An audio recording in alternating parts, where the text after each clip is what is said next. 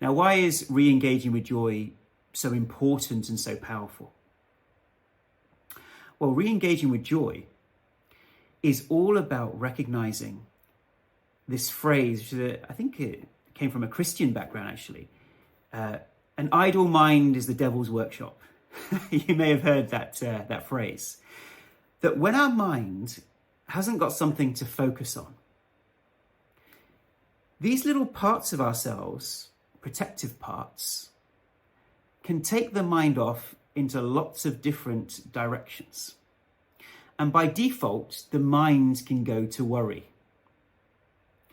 Because evolution-wise, there's far more benefits that came from the mind focusing on what bad things could happen so that we could do something about it and protect ourselves. So it's almost like an evolutionary protection mechanism. The issue is it gets out of hand. And when it gets out of hand, it then pushes us along the left-hand path and creates and contributes to these cycles. Yeah?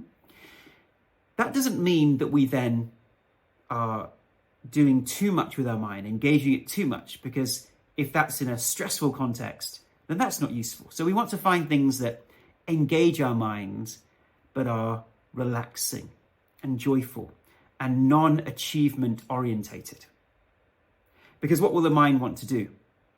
Take on an activity, and then the achiever says, right, I've got to do this activity perfectly or else.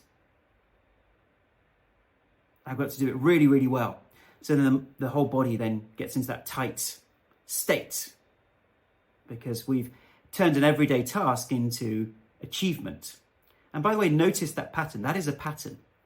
Do I take day-to-day normal things and do I turn them into achievements, into things where I put a lot of stress and pressure on myself, put very high standards on myself for every little thing that I do? And does that cause me stress? So find an activity during the day that is joyful, that is uplifting, that is creative, that brings you to the present moment, but doesn't trigger the achiever. You know, within us all is a singer. Within us all is a dancer. Within us all is a creative writer. It's just that in our modern culture, we've turned that into an achievement. Yeah, we judge ourselves. You know, America's Got Talent, Britain's Got Talent. You know, if you're a singer, you're going to be judged on what you're doing and saying, right? Or singing or dancing.